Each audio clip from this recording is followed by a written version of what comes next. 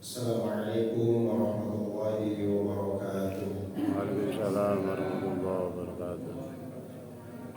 Alhamdulillah alladzi nahmaduhu wa nashkuruhu wa nasta'inuhu wa na'udzu billahi min shururi anfusina wa sayyiati a'malina man yahdihillahu fala mudilla lahu wa man yudlil fala hadiya lahu. Asyhadu an la ilaha illallah wa asyhadu anna Muhammadan abduhu wa rasuluh. Allahumma salli wa sallim ala nabiyyina Muhammadin wa ala alihi wa sahbihi wa man tabi'ahu bi ihsanin ila yaumil amma ba'd. Bapak Ibu jemaah rahmat Allah Subhanahu wa taala, alhamdulillah kita memanjatkan rasa syukur kehadirat Allah Subhanahu wa taala. Hari ini kita masih diberikan nikmat oleh Allah, dipertemukan kembali oleh Allah dalam keadaan iman, dalam keadaan menjalankan ketaatan kepada Allah Subhanahu wa taala. Mudah-mudahan seluruh aktivitas ibadah kita senantiasa diterima oleh Allah Subhanahu wa taala. Selawat dan salam mari kita haturkan kepada uswah kita, suri tauladan kita, Nabi Muhammad sallallahu alaihi wasallam, keluarga dan seluruh sahabat-sahabatnya. Bapak Ibu jamaah rahmat Allah Subhanahu wa taala, kita lanjutkan kajian kita tafsir dan tafsir. Pada hari ini kita masih di dalam surat Al-Baqarah di ayat ke-43. Kita baca bersama-sama. A'udzu billahi minasy syaithanir rajim.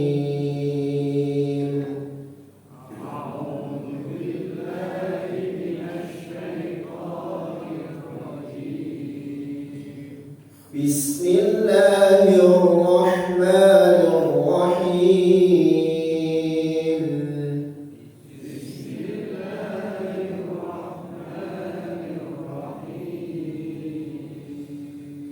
Wa aqimus salata wa atuz zakata warka'u ma'ar raki'in. Wa aqimus salata wa atuz zakata warka'u ma'ar raki'in. Atamuruna an-nasa bil birri wa tansawna anfusakum wa antum tatluna al-kitab.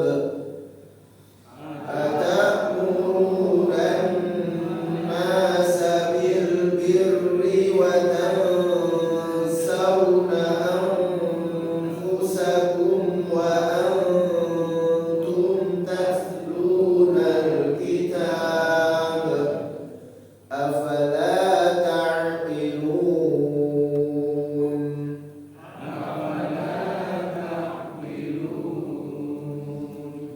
Wasta'inu bis-sabri was-salah.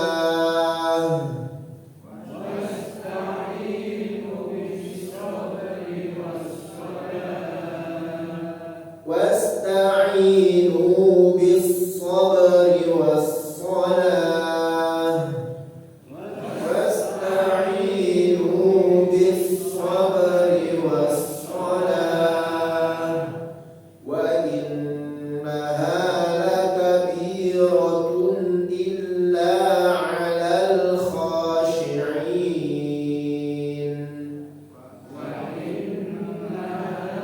Lakabiratun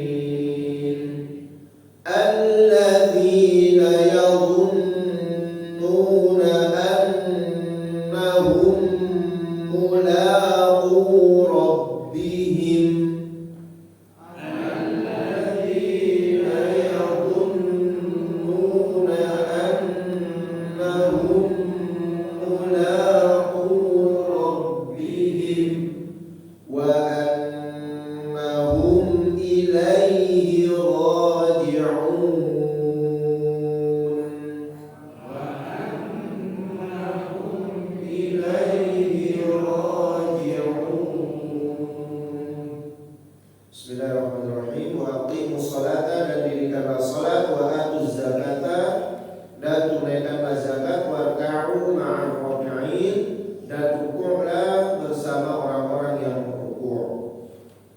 Atamuruna an-nasa bil birri, apakah kalian memerintahkan kepada manusia untuk berbuat kebaikan?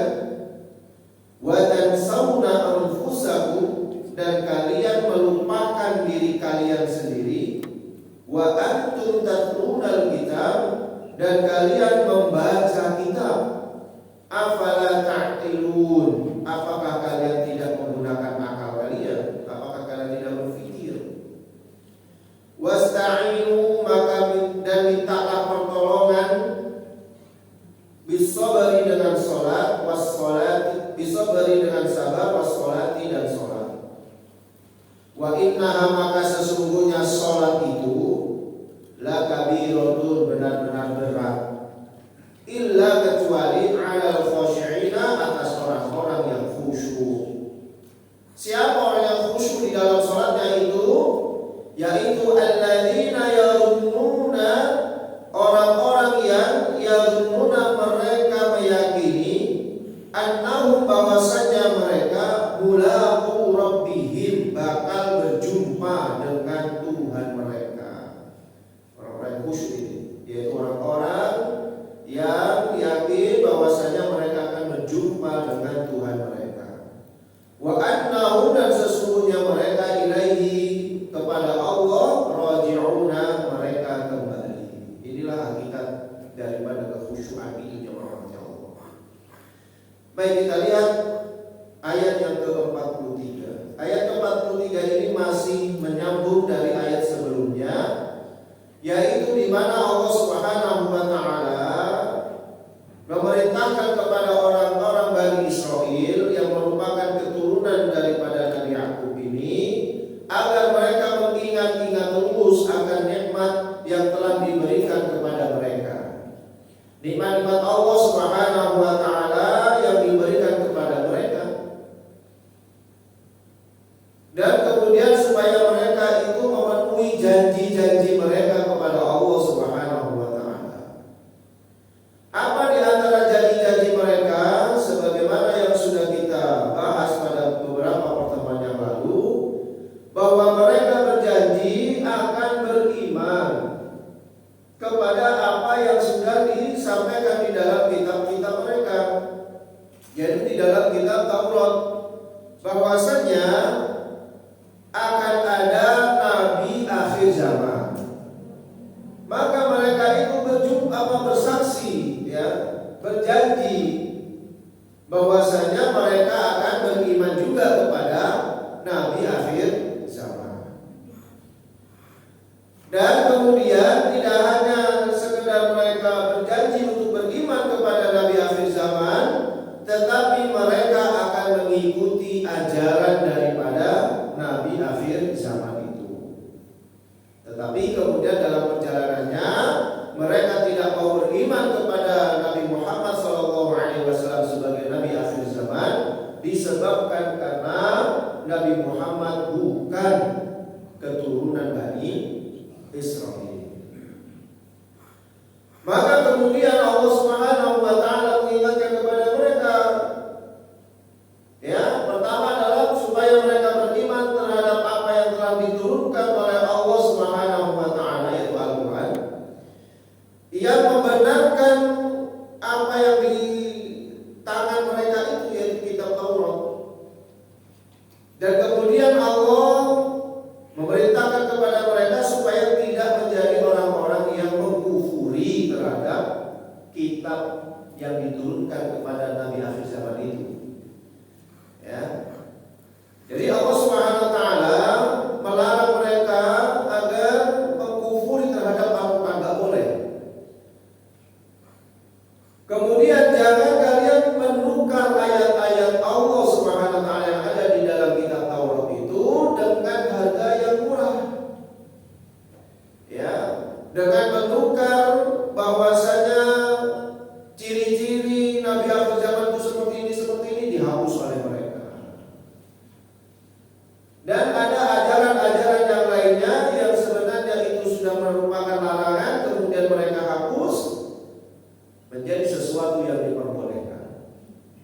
hanya demi mendapatkan harga yang sedikit, beberapa harta dunia ataupun pangkat dan derajat.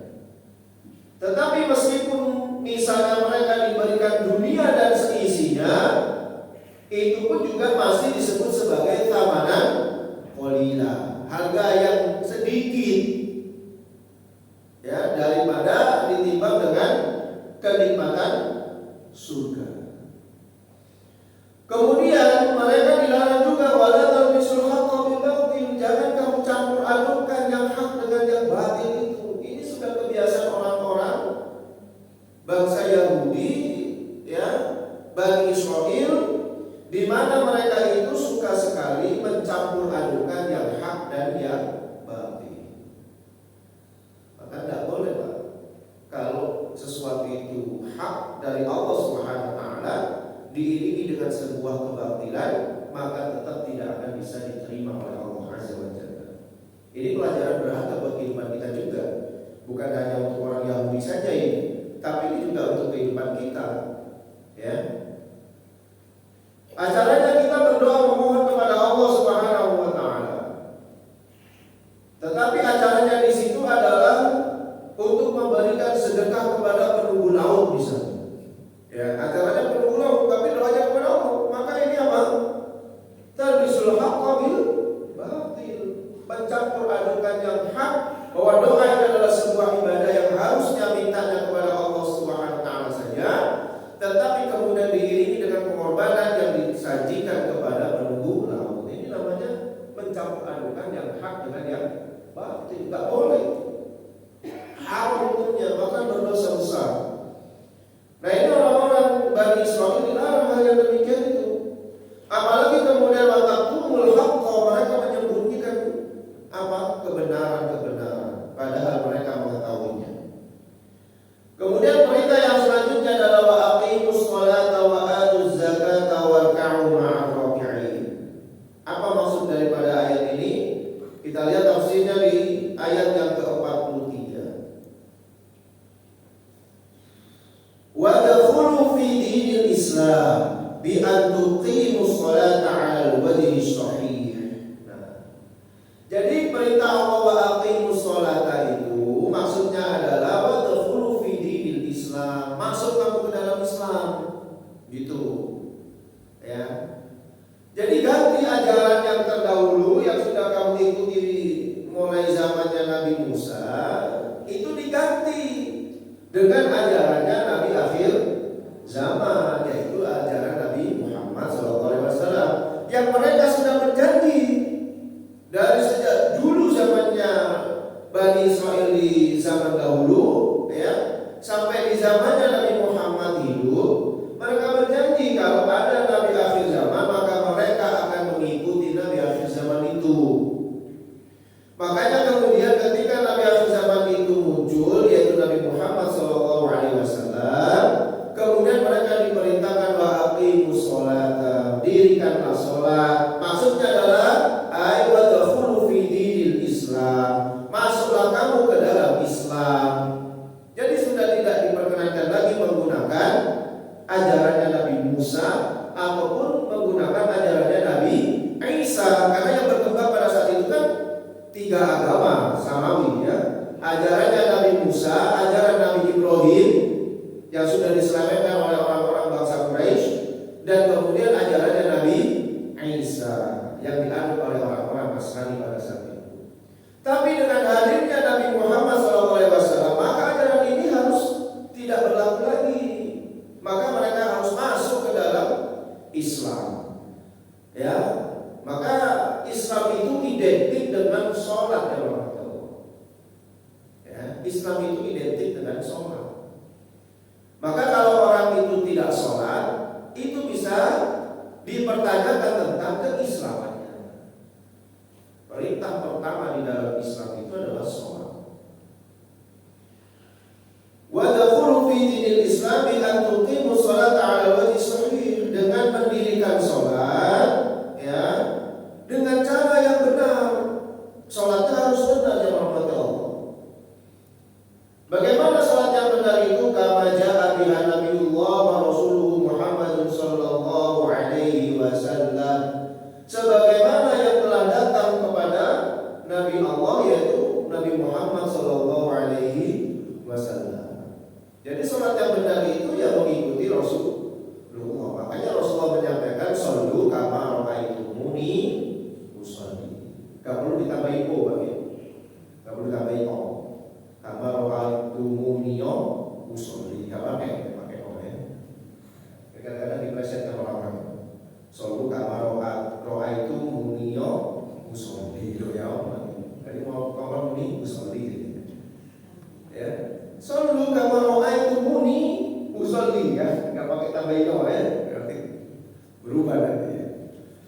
Sholatlah kamu sebagaimana kamu melihat aku sholat. Ya, maka sholat kita itu berusaha untuk mencontoh Rasulullah. Nah, di dalam tafsir yang lain itu menunjukkan bahwasanya sebenarnya sholat itu jemaah rahmati Allah adalah cara untuk beribadah kepada Allah Subhanahu wa taala yang sudah ditetapkan oleh Allah sejak zaman dahulu. Sejak sebelum Nabi Muhammad itu memang sudah ada sholat. Hanya saja nanti tata cara sholatnya yang berbeda. Walaupun tetap ada yang sama. Apa yang sama? Apa yang menyamakan sholat kita, sholat umat Islam ini dengan umat-umat terdahulu? Yaitu rukuk dan sujud. Jadi sebenarnya ibadahnya orang-orang zaman dahulu, Nabi Musa, Nabi Ibrahim, apakah itu Nabi Isa, semuanya itu ada rukuk dan sujudnya.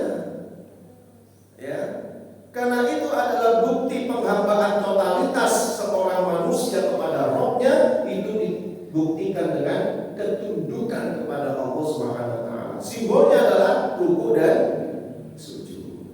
Nah, makanya nanti di sini disebutkan warka'u ma'ar raki'in. Ini juga jangan dipelesetkan. Ini kadang-kadang ada saja orang yang mempelesetkan warka'u ma'ar raki'in, diterjemahkan dan merokoklah bersama orang-orang yang merokok. Aku tak ribet main-main. Warka'u ma'ar raki'in itu ya rukuklah bersama orang-orang yang merokok. Ya. Kemudian wa tu'addu zakat al-mafruḍah 'ala al-wajhi al-masyru', dan tunaikanlah zakat yang wajib itu ya yang sesuai dengan syariatnya. Wa taqulu ma'a raki'in, dan jadilah kalian itu bersama orang-orang yang rukuk min ummatihi sallallahu alaihi wasallam, dari umatnya Nabi Muhammad sallallahu alaihi wasallam. Berarti ini perintah untuk masuk Islam dengan meninggalkan ajaran agama mereka yang terdahulu, karena ajaran agama mereka terdahulu itu sudah tidak relevan lagi, maka diperbarui dengan ajarannya Nabi Muhammad sallallahu alaihi wasallam. Ya, kalau kita lihat di dalam tafsir yang lain ini malah lebih jelas lagi. Ya, tafsir Ibnu Katsir mengatakan qala Muqatil ini berkata qauluhu ta'ala li ahli kitab, Allah Subhanahu wa taala berfirman kepada ahli kitab. Ahli kitab itu maksudnya ya Yahudi dan Nasrani. Wa aqimus sholata, dan dirikanlah salat, amarohum an yusallu ma'an nabi. Ya, memerintahkan kepada mereka supaya salat bersama Nabi Muhammad SAW. Kalau salat bersama Nabi, bermakmum kepada Nabi, berarti itu menunjukkan bahwa mereka harus masuk Islam, itu perintahnya. Makanya nanti Allah SWT berfirman inna dina indallahil Islam, sesungguhnya agama di sisi Allah itu cuma satu saja Pak, yaitu Islam saja, nggak ada yang lainnya. Kenapa? Karena begitu Nabi Muhammad diutus, maka tidak ada lagi agama-agama yang lainnya, karena mereka semuanya diperintahkan untuk tadkhulu fi dinil Islam, masuk semuanya kepada Islam. Ya, makanya kemudian Allah menyampaikan inna dina indallahil Islam, sesungguhnya agama satu-satunya di sisi Allah adalah Islam. Kalau kita mengucapkan tidak ada Tuhan selain Allah, berarti satu-satunya Tuhan itu cuma Allah. Kita juga mengatakan bahwa satu-satunya agama itu adalah Islam. Nah, nanti di ini dia pernah kita tahu. Ya, orang zaman sekarang ini aneh, ya. Nah, kemudian wa atu zakata amaru an yutu zakata ayyadfa'unaha ila nabi, ya. Dan tunaikanlah zakat, maksudnya adalah memerintahkan kepada mereka agar mereka ini mengeluarkan zakat. Ayyadfa'unaha maksudnya adalah membayar zakatnya ya ila nabi sallallahu alaihi wasallam, kepada nabi. Berarti itu tunduk kepada aturan Nabi Muhammad, totalitas dalam masuk Islam. Makanya udkhuluha fi silmi kafah, masuklah kalian semuanya kepada Islam secara keseluruhan. Jadi gak separuh-separuh. Ya, kalau masuk ke dalam Islam secara keseluruhan tandanya apa? Kalau sholat bersama Nabi, kalau zakat bayarnya kepada Nabi, berarti masuk Islam itu. Kemudian warka'u ma'ar raki'in, amaru an yarka'u ma'ar raki'in min ummati Muhammadin sallallahu alaihi wasallam. Ya. Kemudian memerintahkan kepada mereka supaya rukuk bersama orang-orang yang rukuk dari umatnya Nabi Muhammad. Nah, berarti mereka suruh berjamaah itu, sholat di belakangnya Nabi Muhammad.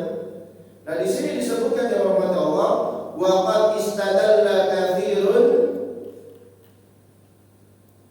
minal ulama'i bi hadhil ayat ala wujubil jamaah. Menurut Ibnu Katsir seperti itu. Ya. Berarti waqad istadalla, dan ini sungguh menunjukkan katsirun minal ulama, kebanyakan para ulama berpendapat di hadhil ayat, dengan ayat ini ala wujubil jamaah, bahwa sholat berjamaah itu wajib. Ya. Nah, ini menunjukkan dari ayat ini warka'u ma'ar raki'in, dan rukuklah kalian bersama orang-orang yang rukuk. Itu para ulama berpendapat bahwasanya dengan ayat ini menunjukkan bahwa sholat berjamaah itu hukumnya wajib. Jadi kalau nggak ada uzur yang syar'i, ya diupayakan untuk sholat berjamaah. Walaupun nanti sebenarnya hukum sholat berjamaah itu berbeda-beda di antara para ulama. Ada pendapatnya Imam Asy-Syafi'i. Ya, pendapat Imam Asy-Syafi'i berpendapat bahwasanya sholat berjamaah itu hukumnya fardu kifayah. Fardu itu apa? Wajib juga, ya kan? Tapi kifayah. Kifayah itu artinya kewajiban itu kalau sudah ada yang mengerjakannya, maka umat Islam yang lainnya gugur dari kewajibannya. Itu pendapat Imam Syafi'i. Adapun pendapat Imam Malik bahwasanya sholat berjamaah itu hukumnya wajib ain bagi setiap laki-laki. Ya, ini hukumnya wajib. Berarti kalau wajib meninggalkannya dosa. Sementara Imam Hambali berpendapat bahwasanya sholat berjamaah itu sunnah muakkadah, sunnah tapi sangat dianjurkan. Nah, yang ekstrim itu pendapat Imam Hanafi. Pendapat Imam Hanafi itu sholat berjamaah itu adalah merupakan syarat sahnya sholat. Jadi kalau nggak berjamaah, iya, pendapat Imam Hanafi itu gitu, ya. Jadi mereka itu kalau sholat mesti berjamaah, maka mereka nggak ada pas sholat di pesawat atau di di kereta api sendirian, nggak ada. Karena kalau mereka sholat sendirian berarti sholatnya nggak sah. Ya. Jadi mereka nunggu sampai turun baru kemudian nanti sholat berjamaah. Ya. Bagaimana sholat berjamaahnya yang hilang tadi? Dikotor oleh mereka. Karena apa? Karena udzur syar'i, karena perjalanan. Gitu. Ya. Tetapi kebanyakan ulama semuanya berpendapat bahwa berjamaah itu wajib. Ya. Maka sekali lagi hadirin Allah, jika memang tidak ada udzur syar'i, maka hendaknya kita ini melaksanakan sholat secara berjamaah. Ya. Ya, masjid dibangun, dibesarkan, direnovasi sebaik-baiknya, ya kan? Itu memang tujuannya untuk diapakan? Ya untuk ditempati, ya. Masa dibangun, setelah dibangun ditinggalkan. Ya. Dan banyak ya orang bangun masjid, kalau kerja bakti rupani, begitu waktunya sholat, melencing semuanya. Nah, maka tidak demikian. Ini menunjukkan bahwasanya sholat berjamaah itu wajib, ya. Para ulama berpendapat seperti itu. Kemudian ini sebuah celaan lagi, ya, celaan Allah Subhanahu wa taala kepada orang-orang Bani Israil. Ataquluna an-nasa bil birri wa tansawna anfusakum. Apakah kamu itu memerintahkan kepada manusia dengan kebaikan, berbuat kebaikan, sementara kamu melupakan dirimu sendiri? Wa antum tatlunal kitab, padahal kamu baca kitab juga. Afala ta'qilun, apakah kamu enggak berpikir kayak gitu? Ya. Coba kita lihat apa tafsirannya. Maka di dalam tafsir Muyassar ini disebutkan aqbaha halakum wa hala ulamaikum hina taquluna an-nasa bi'amalil khairat. Sungguh buruk sekali. Aqbaha itu isim tafdhil, ya. Qabih itu adalah buruk, aqbaha itu sangat buruk. Nah, gitu. Kabirun itu besar, kalau akbar sangat besar. Kalau digandengkan dengan Allah maka maha besar, ya. Nah, maka sangat buruk sekali halamu, keadaan kamu itu, kondisi kamu itu sangat buruk sekali. Begitu pula dengan kondisi ulama-ulama kalian, katanya. Kenapa? Hina ta'muruna nasa, ketika kalian memerintahkan kepada manusia bi'amalil khairat, untuk berbuat kebaikan, wa tatrukuna anfusakum, sementara kalian tidak melaksanakannya. Fala ta'muruna bil khairil 'azim, dan kalian tidak memerintahkan kepada mereka dengan perbuatan baik yang agung, wa huwa al-islam, yaitu masuk Islam. Jadi kebiasaan orang-orang Bani Israil itu yang merahmati Allah, mereka suka memerintahkan kepada orang untuk berbuat kebaikan-kebaikan, sementara mereka sendiri suka berbuat kerusakan. Nah, ini menjadi PR juga buat kita sebenarnya. Ini kan pelajarannya juga buat kita, ya Bapak ya.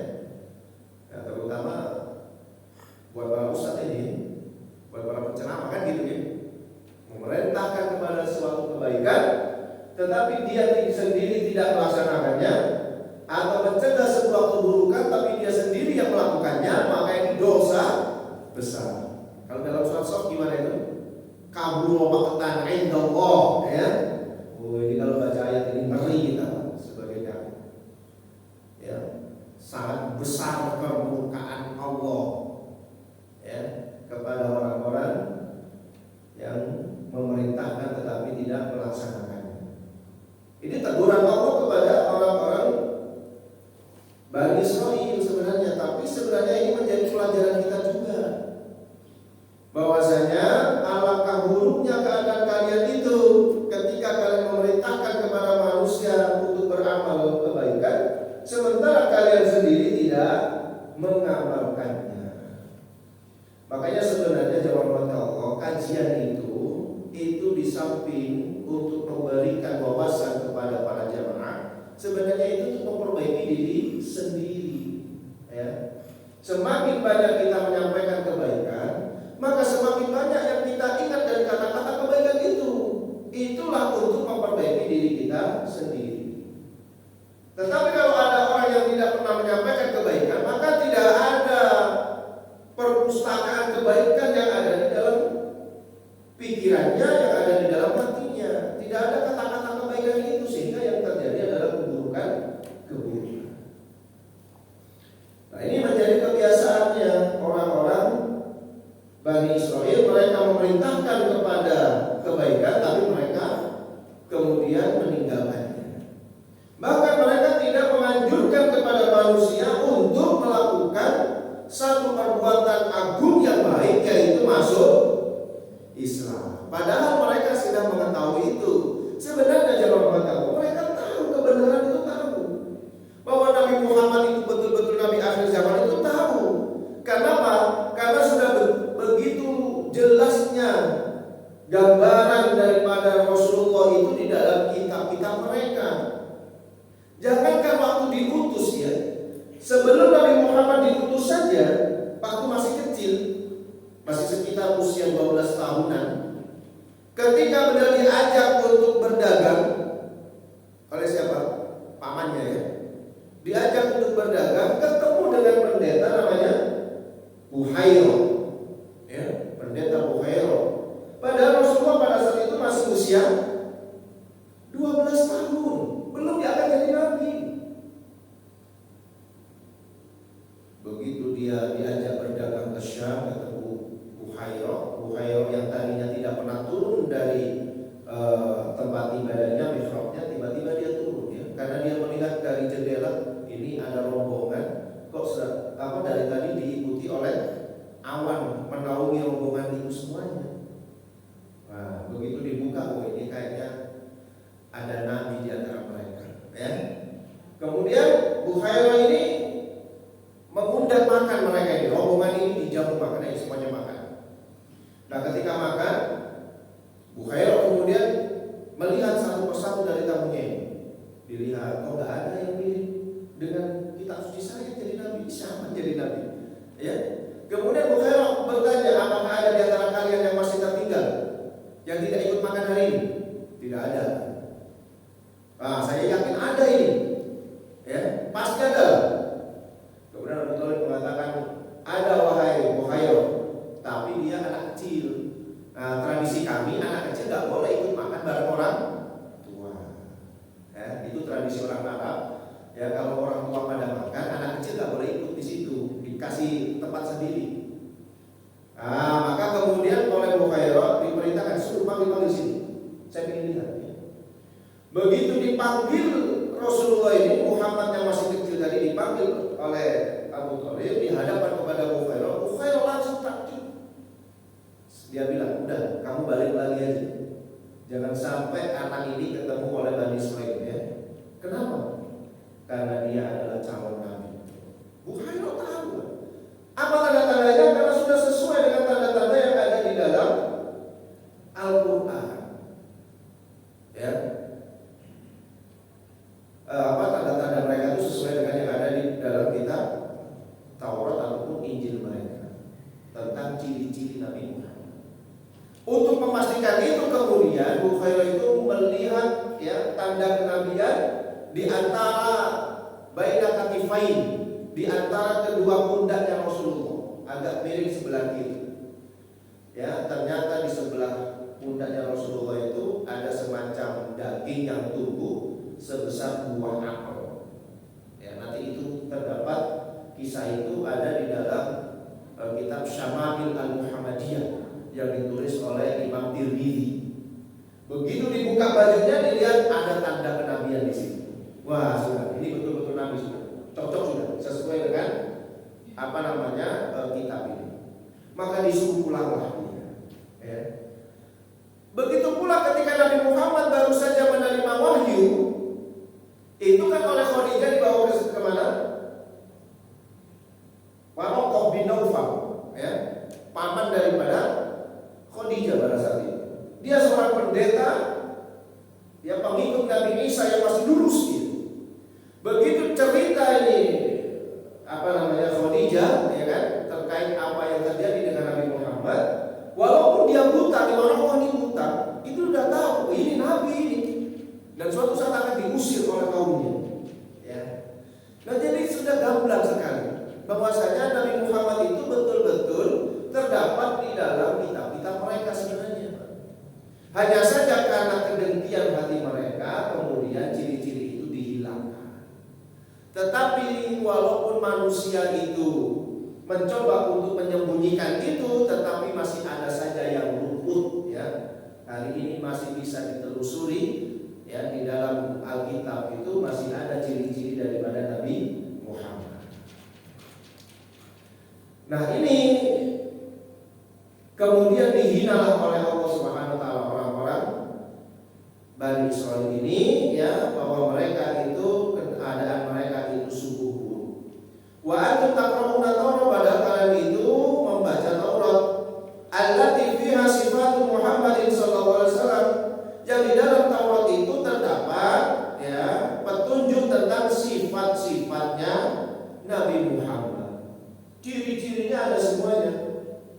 Wa wujubil imani bihi, ya, wa wujubul imani bihi, dan kewajiban untuk beriman kepadanya. Ada sudah di dalam Taurat, ada perintah begitu.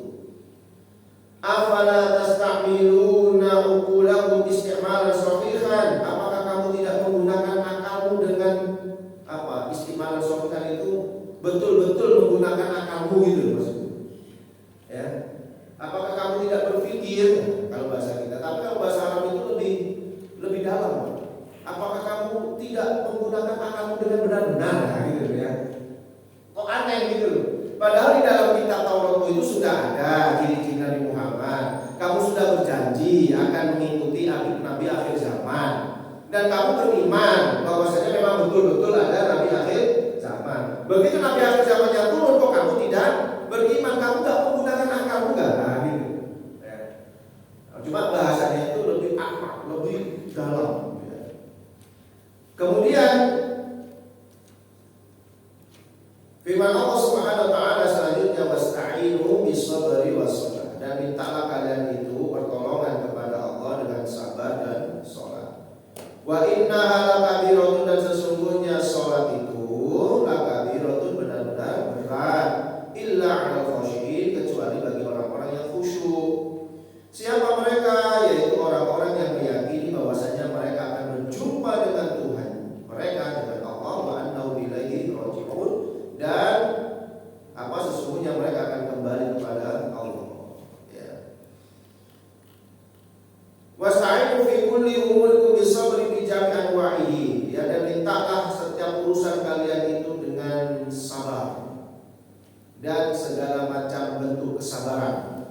Karena sabar itu kalau menurut para ulama, sebagaimana di dalam syarahnya Riyadhus Shalihin yang ditulis oleh Syekh Utsaimin, sabar itu ada 3. Yaitu sabar ketika menjalankan perintah Allah. Ya, menjalankan perintah Allah itu butuh sabar ya, butuh sabar. Subuh-subuh enaknya tidur disuruh bangun, ya kan, ini sabar, ini harus sabar. Kemudian yang kedua, sabar ketika menghadapi ujian dari Allah. Kalau ada ujian sabar juga, ya. Dan yang ketiga, sabar apa ini? Sabar ketika meninggalkan sesuatu yang haram, yang diharamkan oleh Allah. Ya, ini butuh kesabaran juga. Kalau nggak sabar, ya wis makan yang haram nantinya, ya. Nah, maka mintalah pertolongan itu dengan semua bentuk kesabaran. Wa kadzalika as-shalah, begitu pula dengan salat. Wa innaha lasyaqqatun illa 'alal khashiyin, maka sesungguhnya salat itu berat, ya, kecuali orang-orang yang khusyuk, yaitu alladzina yakhshuna Allah wa yarjuna ma 'indahu, yaitu orang-orang yang takut kepada Allah dan berharap tentang apa yang ada di sisinya, yang berupa rahmat, kasih sayang, ampunan, surga, dan surga di sisi Allah. Wa yuqinuna annahu mulaqu rabbihim jalla wa 'ala ba'dal maut, dan mereka berkeyakinan bahwasanya mereka akan berjumpa dengan Tuhan mereka setelah kematian. Wa annahum ilaihi raji'un, dan sesungguhnya mereka akan kembali kepada Allah yaumul qiyamati, pada hari kiamat, bil hisabi, untuk dihisab, dihitung, wal jazai, dan diberikan balasan. Jadi khusyuk itu jamaah rahmati Allah bukan apa? Bukan diam, ya. Seperti orang-orang yang melakukan yoga atau orang-orang yang melakukan semedi, ya. Khusyuk itu berarti diam aja gitu kan. Makanya ada orang-orang yang mengatakan sebenarnya sholat itu tidak perlu pakai gerakan, cukup iling saja kepada Allah. Pokoknya lungguh ngadep kulon, ya. Kemudian iling sama Allah berarti sudah khusyuk, ya. Bahkan dia akan mempertanyakan bagaimana seseorang itu bisa khusyuk, kok balik-balik gerak-gerak. Gimana bisa khusyuk? Khusyuk itu harusnya diam, semedi. Kalau kita buka di KBBI juga seperti itu, ya. Kamus Besar Bahasa Indonesia, ya wajar lah. Kamus Besar Bahasa Indonesia itu yang nulis BJS Purwodamito, orang Katolik, bukan orang Islam. Sementara khusyuk itu dari bahasa Arab, ya. Maka kalau ingin tahu arti khusyuk sebenarnya harus dikembalikan kepada bahasa asalnya, yaitu bahasa Arab atau bahasa Al-Quran. Kalau menurut Al-Quran, khusyuk itu adalah yaitu orang-orang yang yakin bahwa dirinya akan berjumpa dengan Allah dan akan kembali kepada Allah. Berarti sholat yang khusyuk adalah sholat yang ketika dia sholat itu yakin bahwa dia akan berjumpa dengan Allah. Kalau dia yakin berjumpa dengan Allah, sholatnya main-main atau enggak? Enggak akan main-main. Jadi bukan sholat itu sing angsi tepung itu. Oh, bukan gitu, ya. Bukan itu. Pernah itu terjadi di zamannya Umar bin Khattab. Ada orang yang sholatnya seperti itu, ya. Dalam kitab itu disebutkan sampai alisnya ini berpadu, ya. Oh, kayak gitu. Ya mungkin di masyarakat kita kan ada ya orang-orang kayak gitu, ya. Meripatin merem sampai kata Imam Umar bin Khattab itu kalau di dalam kitab itu dijunjung, ya. Bahasanya itu, ya, dituding ini. Khusyuk itu bukan di sini kata Umar bin Khattab, ya. Khusyuk itu di sini kata Umar bin Khattab. Jadi khusyuk itu bukan karena raut wajah kita, bukan yang begini. Itu belum. Kadang-kadang itu belum khusyuk, itu memang nggak khusyuk itu kadang-kadang, kan. Khusyuk itu yang biasa saja, Allah. Tapi yang penting hatinya merasa bahwa dia sholat ini berjumpa dengan Allah, maka pasti dia akan memberikan yang terbaik sholatnya ini untuk Allah. Dan dia yakin bahwa dia akan kembali kepada Allah. Berarti dia yakin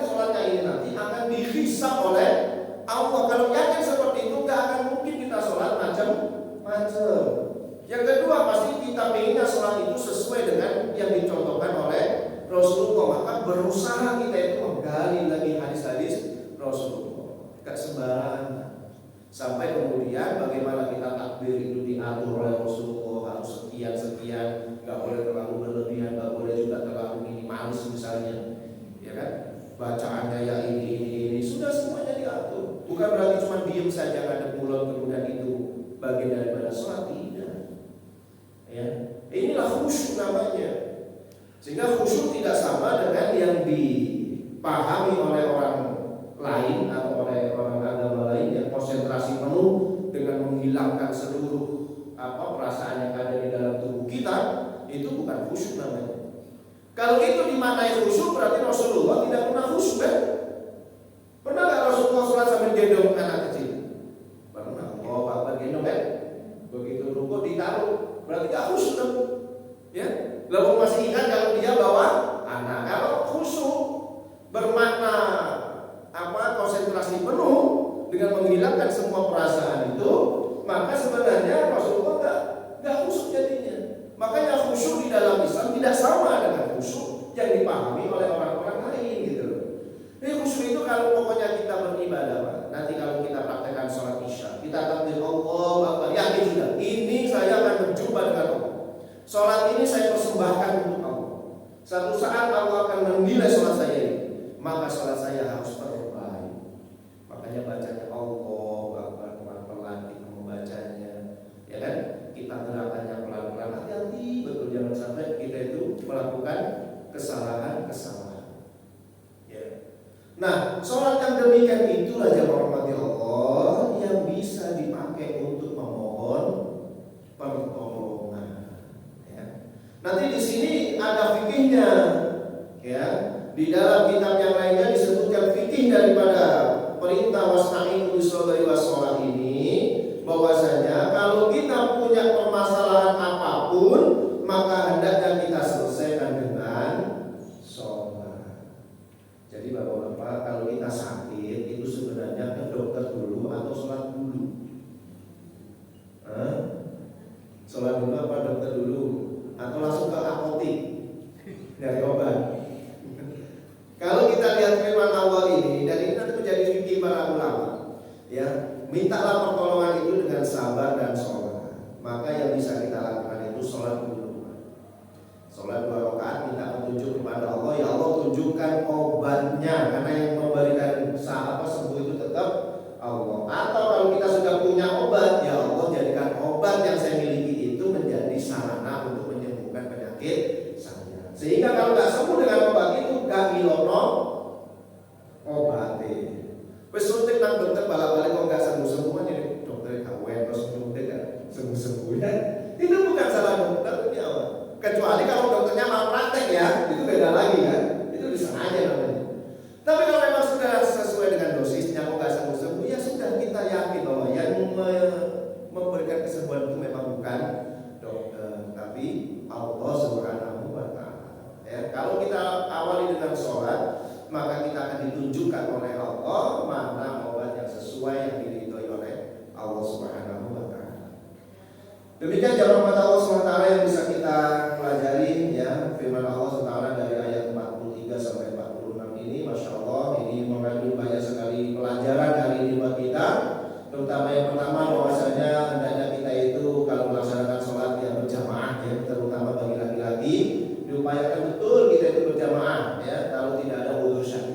Kemudian yang kedua, janganlah kita ini suka menyuruh orang lain berbuat kebaikan sementara kita sendiri tidak melakukan kebaikan kita atau meninggalkannya. Kemudian yang ketiga, hendaknya kita ini meminta pertolongan itu dengan sabar dan sholat, yaitu sholat yang khusyuk, sholat yang kita meyakini bahwa kita akan berjumpa dengan Allah dan juga akan dihisab oleh Allah Subhanahu wa Ta'ala. Mudah-mudahan apa yang kita pelajari ini nanti akan semakin mengkristal di dalam keimanan kita, sehingga kemudian kita benar-benar menjadi orang-orang yang lurus sampai berjumpa dengan Allah Subhanahu wa Ta'ala di surga nanti. Amin ya rabbal alamin. Kurang lebihnya mohon maaf yang sebesar-besarnya. Wa rahmatullahi wa barakatuh.